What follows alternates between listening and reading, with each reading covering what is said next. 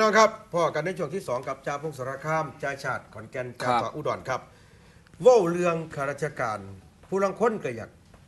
เป็นข้าราชการที่ดีของสังคมของประเทศชาติพอได้รับเงินเดือนก็คือเงินภาษีอากรของพี่น้องประชาชนนะครับบ่แม่นเอาเงินภาษีอากรของพี่น้องมาเผาผลาญแล้วอยากเฮ็ดจังไดก็ได้แต่ว่าข้าราชการส่วนใหญ่เขาดีนะครับแต่ว่านักการเมืองธรรมดาครับถ้าประเทศใดระบบราชการเข้มแข็งการเมืองสิอ่อนแอมันก็เป็นเรื่องธรรมดาถ้าประเทศใดระบบการเมืองเข้มแข็งระบบราชการจะอ่อนแอแต่ว่าประเทศไทยรู้สึกว่าที่เป็นลูกแอเป็นลูกน้องเป็นทาสนักการเมืองครับผมรู้สึกว่าที่มีการย้ายกันนะครับอันนี้ก็คือผู้กำกับสน.สำราญราษฎร์เจอเด้งบ่สนองนโยบายปลดป้ายนะครับด่านายกแล้วก็ถูกย้ายไปสพ.นะครับเพิ่นตั้งกระทู้ถามในโรงอันนี้ก็คือสำนักงานตำรวจแห่งชาติอันนี้ก็พลตำรวจโทสันติเพ่งสูตรครับผู้บัญชาการตำรวจภูธรภาค8เพิ่นก็ได้ลงนามคำสั่งตำรวจภูธรภาค8ที่251/2555เรื่องการแต่งตั้งข้าราชการตำรวจครับซึ่งเป็นการแต่งตั้งข้าราชการตำรวจระดับรองผู้บังคับการไปถึงระดับสารวัตรนะครับนอกวาระประจำปีพศ2555โดยให้พันตำรวจเอกจิรพัฒน์โภชนะพันธ์ผู้กำกับสน.สำราญราษฎร์ซึ่งถูกพลตำรวจตรีคำรณวิทย์ถูกกระจ้างหรือพญแจ็คนี่แหละครับรักษาราชการแทนผู้บัญชาการตำรวจนครบาลลงคำสั่งให้ไปซอยราชการกองบัญชาการตำรวจนครบาลภายใน30 มื้อแสดงว่ายืมมือผู้อื่นเล่นตัวคู่บ้าแบบนี้เนื่องจากบ่สนองนโยบายการเฮ็ดเวียกเฮ็ดงานกรณีบ่ปลดป้ายวิจารณ์นายกรัฐมนตรีแสดงว่านายกเป็นเทวดาบ่ครับเขาวิพากษ์วิจารณ์พวกคุณบ่ได้บ่ครับพวกคุณเป็นเทวดาบ่ครับเขาจังสิต้อยบ่ได้เพราะว่าพวกคุณเป็นคนของสาธารณะผู้ใดก็สามารถวิพากษ์วิจารณ์คุณได้อันนี้ก็เฮ็ดตัวปานคุณเป็นเทวดาซะเองนะครับย้ายเขาไปภายใน30 มื้อเนื่องจากว่าบ่สนองการเฮ็ดเวียกเฮ็ดงานบ่ปลดป้ายวิจารณ์นายกรัฐมนตรีแล้วก็เป็นผู้กำกับสพ.กระทู้นะครับสพ.ตะกัวทุ่งจังหวัดพังงาอันนี้เขาเอิ้นว่าเตะฟงดงใหญ่เด้งลงใต้ครับพี่น้องที่รักและเคารพครับเนื่องจากว่ามีความผิดวินัยเคยโดนชุดเฉพาะกิจกองบังคับการตำรวจภูธรจังหวัดภูเก็ตจับกุมฐานละเลยปล่อยให้เด็กต่ำกว่าอายุ18 ปีเข้าสถานบริการให้ผมถามนะครับว่าในเขตของผู้กำกับบักนาไหนมันที่ปอดบอลปอดซ่องถ้ามาในหน้าจ่าพงที่ลงไปสืบว่าจำเป็นต้องเป็นชูวิทย์ดอกจ่าพงจ่าเถาะกับไปสืบได้อันนี้ถือว่าง่ายปฏิบัติขันพื้นฐานลงภาคใต้แคมป์เลยลงภาคใต้แคมป์ผู้ใดประยุทธ์ไทยกูอยู่คนละขางกูเตะมึงฟงดงเลยผมเสียดายสน้ำดีพวกตำรวจน้ำดีไปกระดิกหางให้พวกพวกนักการเมืองครับผมตำรวจก็มีหางเลยนี่พวกม้าแล้วล่ะตำรวจม้าล่ะพี่ตำรวจม้าล่ะตำรวจม้าล่ะไปกระดิกหางนะพวกน่ะนะแล้วก็นี่เกียรติโดมเมนสวัสดิ์จากคนขับรถลูกน้องเก้าข่อยนี่แหละอยู่สำนักงานเพราะได้เป็นสสอุดรธานีแล้วน้ำหนาทั้งนายเกียรติอุดมเมนสวัสดิ์นั่นสิครับคนบ่เคยมีอำนาจคนบ่เคยยิ่งใหญ่นะครับเห็นคนยางน้ำก้นแต่ว่าไปใส่หนีไม่ใช่น้อยเด้อไอ้โดมเอ้ยเป็นหนีค่าหมูน้อยถามว่านั้นจะแสง4,000นายกเทศมนตรีเทศบาลศรีธาตุเอาเงินไปใส่เขาในไอ้โดมแค่ 4,000 บาทยักโกงเขาเลยเป็นสครับท่านไปหาเสียงท่านไปเส้นหมูหน่อยเขาครับเป็นโชคชะตาวาสนาหมูหน่อยท่านว่าไปเส้นเขามาขาปานในหมูหน่อยตัวนั้นออกแม่แพ้ลูกคนจังหวัดอุดรได้กินกันไปทั่วบ้านทั่วเมืองแล้วครับเป็นย้อนแบบอุดมดากดำนี่แหละแล้วกับวันนี้ติดหนีไม่น้อยร้านปั๊มน้ำมันก็เอาไปใส่แล้วเด้ออยู่กลุ่มเพราะว่าปีเสียดมอุดมดากดำครับเอาไปข้าวไอ้เจ้าสาธิบายยังมาหนึ่งเว้าเรื่องสแหละก็อยากเว้าเรื่องที่ดร.เฉลิมอดทนเอาเด้อไอ้เด้อผู้ตำรวจมาเด้อผู้ใหญ่ไปภาคใต้แล้วเดี๋ยวใครได้เป็นร่องรัฐมนตรีก่อนข่อยก็จังสิใหญ่เจ้าขึ้นมาดอกร่องรัฐมนตรีร่องมือร่องตีนเรื่องอะไรเว้าเรื่องตำรวจอีกเขาเฮี้ยน10 มือ2 มือนี่ยังบ่ครับนี่ยังบ่คิดอย่างนี้เว้าเรื่องตำรวจร้อยตำรวจเอกเฉลิมอยู่บำรุงเพิ่นบอกว่าดีอกดีใจกับเพื่อปีกฟ้าเพิ่นสิส่งร้อยคือคุณวันอยู่บำรุงลงเลือกตั้งสสกับว่าวันเฉลิมรถพี่น้องเขาชื่ออะไรก็ไปเอื่นคุณวันใดข่อยบ่ฮู้จักข่อยฮู้จักมันไปฆ่าเขาตายบ่ติดคุกกันติลงสสเขต28มีวันเฉลิมก็มีวันก็มีวันซื่อก็มีครับครับสำแพร่ช่องทางผ่านช่องแท้สิส่งวันเนี่ยวันอยู่บำรุงเนี่ยลงในเขต28ซึ่งจะไปลงแข่งกับนายแพทย์สามารถม่วงศิริซึ่งเพิ่นบอกว่าแต่ก่อนนี่แพ้เพียง 1,000 กว่าคะแนนวันนี้ก็สิแพ้100,000ถ้าลงอีกครั้งนี้คิดว่าสิบ่พลาดว่าซั่นว่าแต่ว่าได้รับการหัวเราะเยาะจากท่านวัชระเพชรซ่องสส กรุงเทพมหานครบอกว่า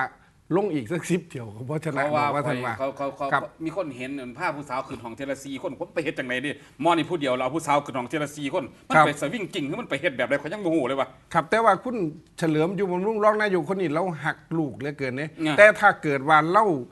าหักลูกบ่ถือทางจังสี่ แต่ว่าถ้าเราหักลูกให้ถือทางนี่ หัก ปัน กระ นี้ เบื้องแน่ล่ะ ตำแห รา น่ ย ง การเดียวแล้ว ครับ ที่เฉลิมบ่กล้าไปออกรายการเขาเชิญมารายการรักลูกให้ถูกทางเฉลิมไม่กล้าไปสัมภาษณ์แล้ว พอมั่วจะไปหาจับยาใส่ไหล่ผู้นั้นใส่ไหล่ผู้นี้อย่าบ้างลูกเจ้าของไปหาติดยาได้ล่ะพี่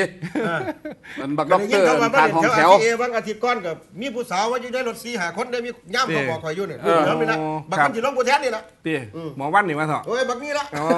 ถามมันเบิ่งแม่มันเคยเป็นตำรวจอยู่สารนิเทศบ่ ใช่เคย มันเคยให้เงินข่อยว่ามันเคยให้ข่อยเฮ็ดเวียกแทนมันบ่ถามเบิ่ง ขี้ขานคือพอมันจริง ครับ ยาง ครับ น้ำเฉลิมก็มีแต่ว่าพี่จารึกอยู่บำรุงอันนี้อ้ายซ้ายดีอยู่เด้ เด้อ น้องเฉลิมมีคนเดียวที่ข่อยยอมรับพันตำรวจโทษจารึกอยู่บำรุง อันนี้ถือว่าเป็นอ้ายซ้ายที่ดีข่อยเคารพนับถือน้ำตระกูลอยู่บำรุงเนี่ยนวรัตน์ข่อยก็บ่ได้ว่าเขาดอก แต่ว่าจารึกอยู่บำรุงนี่เป็นคนดี แต่ว่าเฉลิมข่อยยังว่าซัววะ คอยสิเปลี่ยน แต่ น้ำ ว่าลูก2 คนซัวหมดแต่ว่ามันบ่ขี้คร้านบ่ไปเฮ็ดเวียกอยู่กองสายเทศมีแต่ข่อยก็ไปตุ๊บนี่แหละผู้เฮ็ดเวียกอ่ะ คอยสิเปลี่ยน ไม่ น้ำ กิ ส น กุล เสียงมา ให้เราคอยสิเปลี่ยนน้ำสกุลให้เรา ฟังหน่อย เฉลิมอยู่แล้วซวย ครับ ออกไปท่านตัวเสร็จแล้วมันช่วยอยู่ ส กับ งวน มัน เจ้ากล้าพี่งวนดี ครั พี่ บ งวนเจ้ากล้ากับยางน้ำเฉลิม ครับ นะครับ แต่ว่าข่อยถามเนี่ยว่า ผู้ใดเป็นผู้ขาดจัน ดาบยิ้ม ดาบยิ้ม กับบักปืด ตอบมาไง บักปืด แล้วบัดนี้ถ้าว่าศาล บ่ยุติธรรมกับบ่ย้อนศาลนี่บ่ลูกสู้บ่ติดคุกติดตารางซุมื้อนี่สู้กับโทษคือเกินเถอะ ครับ หูจ้าฮอดเอาไปเสี่ยงไว้เอาไปรีไว้ใส่ เอาไป รี เสียงไว้เฮ็ดพ่อใหญ่พ้นเดียดเจ้าบ่ได้ยกใจหยุด ครับผม ยกบ่อยากว่าเอาซื้อดอก ครับ อายุได้หันเพิ่นเลี้ยงเขาเลี้ยงน้ำจากมือสุลืมบุญคุณเพิ่นหรอบ่ ครับ เอาบาทเนี่ยขอจิพาไปภาคใต้บาทในตลาดยางพาราปวนพ่อค้าประกาศหยุดรับซื้อว่าซั่นเพิ่นว่า วันที่ 13 มิถุนายน 2555 เวลา 20:16 นาทีก็คือประมาณ 2:16 นาทีล่ะพี่น้องครับบาจังไดบาทในตลาดยางพาราภาคใต้ปวนพ่อค้าประกาศหยุดซื้อเพราะอีหยังล่ะราคามันต่ำว่าซั่นเพิ่นว่าย่านขาดทุนว่าซั่นเพิ่นว่าก็กลัวขาดทุนนั่นแหละแม่นบ่ตลาดยางพาราในภาคใต้3 แห่งครับที่จังหวัดสุราษฎร์ธานีนครศรีธรรมราชและอำเภอหาดใหญ่คันแม่นยิ่งรักมันก็สิอ่านจังหวัด จังห Dạ, หา วั ด ด ใหญ่ หาด แหละ ใหญ่ถน จัง น หวัด คอนกรีดมันพึกกันแต่นายกรัฐมนตรีแม่นางโพยนี่ อำเภอหาดใหญ่จังหวัดสงขลาครับผมราคาตกต่ำกว่ากิโลกรัมละ100 บาทอ๋อมันตุดลงมามันบ่ฮอด100สังตัวไอชาติ ครับ ครับ ทั้ง3ตลาดโดยสุราษฎร์ธานีอย่างพระราแผ่นดิบ ความชื้นไม่เกิน 3% ในราคากิโลกรัมละ91 บาท5สตางค์เว้ยมีอย่างพาราเข้าตลาดประมาณ 5,200 กิโลกรัมส่วนราคาท้องถิ่นเฉลี่ยกิโลกรัมละ88 บาทเว้ยขี่ยางหรือเศษยางล่ะครับกิโลละ34 บาทตายตัวลูกเขยกับลูกสาวเขาไปกรีดยางรับจ้างนี่ และน้ำยางสดครับอยู่ที่87 บาทขณะที่ตลาดกลางนครศรีธรรมราชได้ราคาประมูลสูงสุดอยู่ที่กิโลกรัมละ91 บาท 19 สตางค์พี่น้อง ครับผม มียางเข้าตลาดประมาณ 13,000 กิโลกรัมและตลาดยางหาดใหญ่ได้ราคากรัมกิโลละ90 บาทถึง 98 บาท มียางมาขายประมาณ 8,600 กิ นี่ โล แหละ ครับ สมัย อืม นายกอภิสิทธิ์ราคายางโอ้ยสูงริวแต่พอมาถึงนายกยิ่งลักษณ์ราคายางตกต่ำพี่น้องเพิ่นเรียกร้องหลายจ้าชาติเอารูปผู้หญิงใส่หมวกเสื้อแดงด่าสารจากบาทนะพี่น้องครับผมสนิทกันกับเราแล้วซื้อเอป้อม ครับผม บ้านเราอยู่จังหวัดอุดรธานี ครับ นะครับอดีตพี่นางผมนี่แหละ อืม ซื้อไอ้ป้อม แต่ว่าเราเป็นโรคมะเร็งขัน3แล้วนะครับพี่น้องอภัยแล้วในเราใกล้ตายแล้วล่ะก็เอื้อยผมนี่แหละ ครับ เอาภาพนั้นมาฉายในน้องตรงนะครับภาพผู้หญิงด่าสารผู้หญิงคนนี้ชื่อป้อม ครับ ป้อมกลองทองครับ ชื่อว่านางกลองทอง ซื้อเหรียญซื้อว่าป้อม ซื้อลีซื้อว่ากลองทอง เป็นคนอุดรธานีเคยผมนี่แหละครับพี่นางเก่าผม ผมคิดว่าถึงสิเครียดแค้นขนาดใดแต่ว่ามันเป็น แต่ ส พอสม ถา คว บั ร น สิ หลัก ทธิมาดาปานนั้น แมนเพราะว่านี่คือเพดานหรือว่าหลักยึดของประเทศไทย ครับ ชาติของเขาต้องมีศาลสถิตยุติธรรมมีสถาบันนิติบัญญัติ ครับผม สถาบันชาติ ศาสนาพระมหากษัตริย์ ครับ ครบหนึ่งบ่ว่าจะเป็นฝ่ายนิติบัญญัติฝ่ายบริหารฝ่ายตุลาการ ครับ ฝ่ายบริหารคือไผพี่น้องกับลูกฝ่ายนิติบัญญัติคือไผฝ่ายตุลาการก็คือศาล ครับ นะครับสามสถาบันนี้พี่น้องครับถ้าพร้อมแล้วขอภาพผู้หญิงดาวสารเมื่อสักครู่นี้ครับเห็นอยู่ครับนั่นคือแอบป้อมคนอุดรบ้านผมนี่แหละซื้ออีหลีซื้อว่ากลองทองนะครับอดีตพี่นางเก่าผมนี่แหละครับอย่าให้เว้าข้างไหนเถอะเราเป็นลูกน้องพี่ขวัญแต่เราดีพิษกันหนีออกจากขวัญใจไปพนามายุงเทียบหากินยุงเทียบกับเอื้อยผมนี่แหละตะกี้ผมก็เคยคิดว่าสิส่วนเรามานำอยู่ ว่าเห็นมันปะครับ ผู้หญิงที่ดาสารใส่หมวกเมื่อกี้เนี่ยเสื้อสีแดงสีแอปป้อม ครับมันกลับ สืบ ไปวนมา สืบเนื่องจากที่ว่า จ่าพงษ์ได้นำเสนอว่าผู้หญิงคนนี้ด่าศาลอยู่พี่น้องที่แฟนรายการก็เอเดเมดเข้ามา จ้าชา บอกว่า ภาพนี้ให้เบิ่งแล้ว ให้ภาพนี้ออกมาเลยนำเอาผู้หญิงคนนี้ไปฟ้องศาลให้เป็นตัวอย่าง ถูกต้อง มีหลายกรณีครับเพราะฉะนั้นผ่านไปเดี๋ยวก็สิเอามารีลั่นให้พี่น้องเขาฟัง เปิดได้นะครับตาพ่อม เอาพาพี่น้องเขาไปเบิ่งเกี่ยวกับเด็กแว่น ซึ่งเป็นปัญหาสังคมในกรุงเทพมหานคร เราบ่ได้ด่าศาล ย่างขนาดนัก เรา มีมาก เอา ครับ กล้วยมาให้ศาล ครับ มื้อนั้น เดี๋ยว ทั้งงัวทั้งกล้วย เดี๋ยวเบื้องภาพที่เราดาสารสักวันยังไปหาเบื้องเด็กแว่นที่ก่อกวนบ้านก่อกวนเมืองในเขตกรุงเทพมหานครนี่อยู่ครับ เบิ่งศาลสิได้หยังแหน่จากยี่คนนี้ นี่คือเอฟป้อม วันนี้ป้อมนะคะ พูดดังๆสิยะ ป้อมมาพามาที่หน้ารัฐสภาค่ะ ซึ่งคนเสื้อแดงตัวนี้นะคะโอ้ยนะคะไม่รู้นะจะเป็นแสนจะเป็นแสนแล้วนะคะจากที่มาจากลบบุรีค่ะนี่นะคะก็คือค่ะพี่นางมดแดงนะคะมันก็เป็นผู้ฆ่าป้อมนะคะวันนี้มันเป็นการป้อมนี่อีพวกตุลาการศาลรัฐธรรมนูญให้ประธานศาลไอ้วสันต์เหี้ยสันหาอะไรนี่นะคะมึงอย่าคิดว่ามึงเป็นของสูงแล้วประชาชนแตะต้องมึงไม่ได้ไอ้ควายอย่ามาเสือกเรื่องของประชาชนอย่ามาเสือกเรื่องของประชาธิปไตยมึงจะมาสั่งนู่นสั่งนี่ได้ไงไอ้ห่ามึงกูเลือกมากัน30 กว่าล้านคนแม่มึงเนี่ยแค่8-9 ตัวมึงทำเป็นมีอำนาจวาสนามากกว่าประชาชนนะไอ้เวรตะไลไอ้ประธานศาลไอ้ศาลรัฐธรรมนูญเนี่ยนะคะดูหน้ามึงสิมันนอกก็นอกไอ้ควายนะคะมึงรู้จักไหมประชาธิปไตยมึงรู้จักไหม พี่ป้อมขาพี่ป้อมอยากกินอะไรคะพี่ป้อมอยากกินอะไรคะ กุ๊กค่ะนะคะนี่ฉันพูดเรื่องจริงนะคะฉันไม่กลัวหรอกค่ะไม่ใช่ว่าหน้าล่วงไม่ได้นะคะมึงอย่าลงมามึงอย่าทำตัวต่ำสิมึงอย่าทำตัวต่ำอย่าทำตัวเลวนะคะมึงจะมาแย่งอำนาจของประชาชนมึงจะมาปฏิวัติที่อำนาจกูไม่ยอมวันนี้เสื้อแดงมาเยอะไหมคะ มาเยอะไหมครับ เยอะไหมคะศาลรัฐธรรมนูญหน่อยค่ะ ครับนี่คือเสียงเอฟป้อม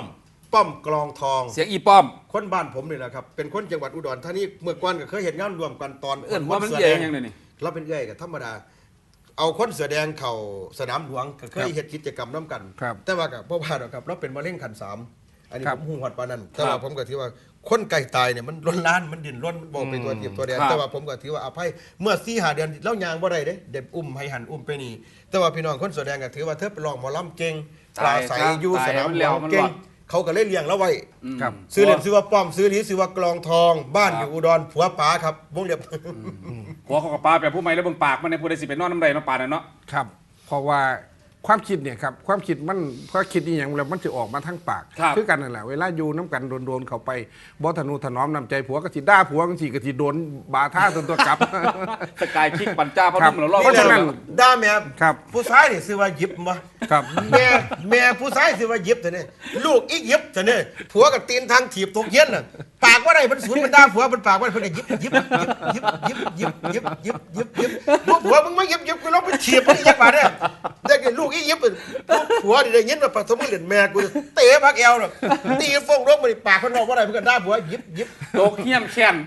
มันจุกนะผัวยันโตกเหี้ยมแค้นลงไปแล้วก็แม่ผัวซื้อว่าหยิบก็ยังหยิบมันจุก เป็นดาเป็นบอกว่าอะไร เมื่อ เมื่อ ฟองก็คิดทั้งแค้นทั้งจุกก็ยังหยิบ ผมมองอีกมุมหนึ่งว่าถึ ครั ง บ ถึงคุณพี่เพิ่นจะบ่ชอบนั่นปานนั้นมันก็มีกฎหมายที่ห้ามไปอยู่ถ้ากฎหมายทั้งศาลก็คือหมิ่นประมาทศาลหมิ่นประมาทผู้พิพากษาแล้วก็ที่เขาเจ้าแจกโบชั่วออกมาที่อยู่ของศาลแน่โดยจิงดอกเก๊กนี่เจ๋งดอกจิกอหย่าง มัน เนี้ย น้ำท่วมบ้านมันนะครับ เจียงดอกกี ครั กับ นที่ว่าไปเบิ้งเนี่ย ครับ แถวที่เขาไปตำบลนี่ ครั กับบาง บางแม่นั่ง ตำบลบางแม่นางมัน ครับ ที่ว่าไปเบิ้งเนี่ยพี่น้อ ค ง รับ ว่าได้รับเงิน พี่น้อง ซอย เรียก เหลือ หา ว่าได้รับเงินเยียวยาเจียงดอกกิกบ้านเจ้าของแท้ ครับ คือขี่ไล่แท้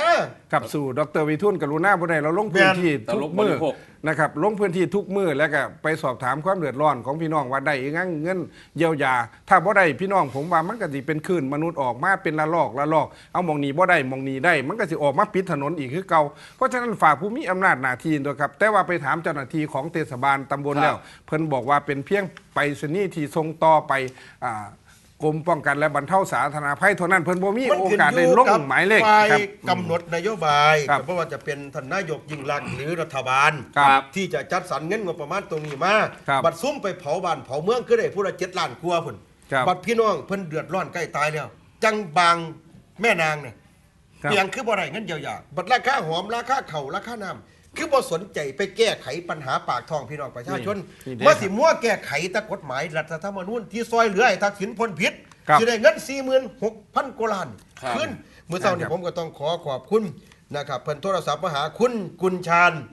ยนต์ดันนะครับบ้านอยู่กาฬสินธุ์อันนี้ให้กำลังใจเจ้าพงศธรข้ามมาแล้วก็ขอเบอร์โทรศัพท์มา ครับ ครับ อันนี้คุณ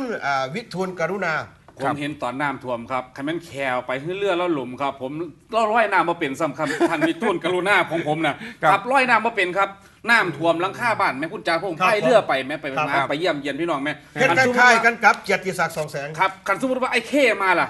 ตะเข้ล่ะตะ ครับ แข่บ้านเฮาน่ะนะครับ อืม แต่ว่าเราก็บ่ย่านหรอกเพราะว่าคนที่อาสารับใช้พี่น้องประชาชนถ้าสสประชาธิปัตย์เขาเป็นที่ละบ่ว่าจะเป็นผู้สมัคร ครับ แต่ว่าสสเพื่อไทยวัดไรพรเนี่ย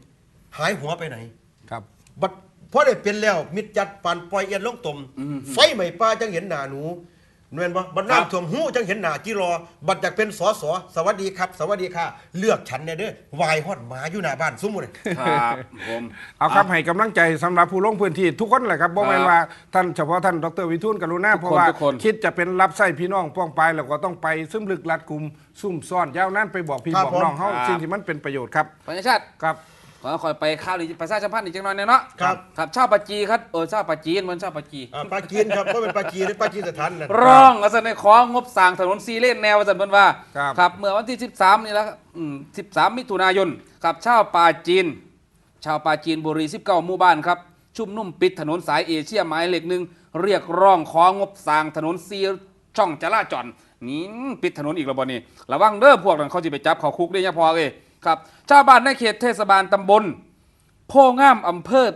ภอประจันทคามครับ จังหวัดปราจีนบุรีจำนวน 19 หมู่บ้านกว่า 400 คน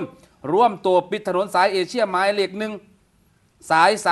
33 สุวรรณสอนรักกทมที่ 173 บริเวณทางแยกเขาเทศบาลตำบลโพงามอำเภอประจันทคาม เพื่อเรียกร้องของงบประมาณสร้างถนน4ช่องจราจรถนนสายเอเชียหมายเลขหนึ่งสาย 33 สุวรรณสอนเดิมที่มีเพียง 2 ช่องจราจรเพื่อเป็นการส่งเสริมการท่องเที่ยวเชิงธุรกิจเชิงเศรษฐกิจครับด้านส่งเสริมอาชีพ ด้านหัตถกรรมเกษตรกรรม ตลอดเส้นทางมีการขยาย มีการขายของชุมชน ที่มีชื่อเสียงของประเทศคุณจาชาติครับนี่ ครับ เพิ่นไปเรียกร้อง ข่าวด่วนข่าว ครับ ด่วน มาแล้ว โป บ่ รตุเกส ต้องการพอต้องการที่จะมีเส้นทางไปค้าไปขาย ครับ เพิ่นก็ออกมาเรียกร้อง ครับผม เป็นเรื่องที่ความต้องการคือความเดือดร้อนของชาวบ้านครับ ครับผม ถ้าเจ้าก็อ เอา อก บัดนี้ มา ขอจีบข่าวประชาสัมพันธ์จักหน่อย ทาง นะ กี ค ฬา รับ บางที ครับ จะมีแต่ข่าวประชาสัมพันธ์พบเจ้าหลายนะครับที่พี่เอสเท่าไหรอันนี้ก็00นะครับพ่อนกาเท่าไหรเนี่ยอินเตอร์ตูนี่อันนี้หนึ่งเด้เนี่ยโอ้ยนะครับมีข่าวให้มันครบเลยแม่ ครับ การบอกข่าว ครับ ข่าวกีฬามีนี่แม่ก็ ครั ย้อบ นขี่โพอาดฮาดบ่บอกข่าวกีฬาจักเทียโอ้ย ฮอลแลนด์เป็นนาทีฮอลแล เล่ น น ด์ เล่นกันทุกรอบแล้วครับโปรตุเกสก็เรียบร้อยแล้วครับได้เข้ารอบครับ ครับ ชนะ ผม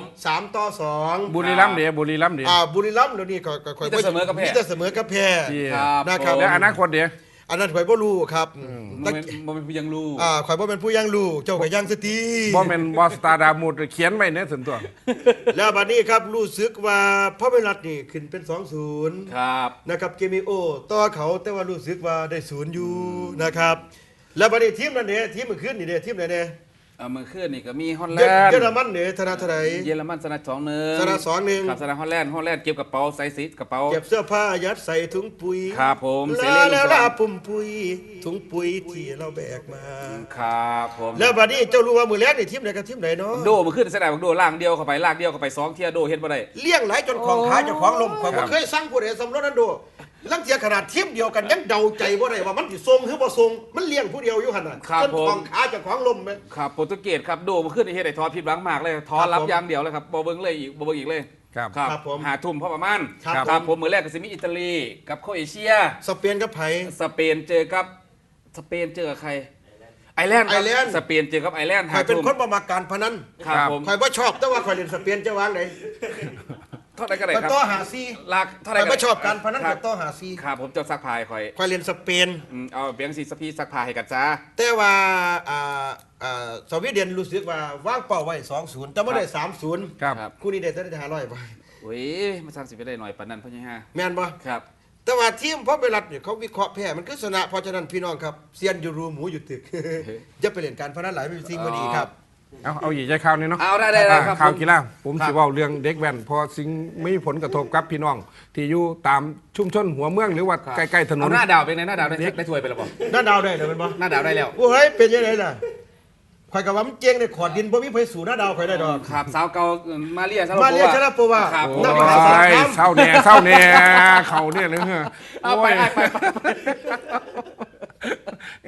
เศร้าเนี่ย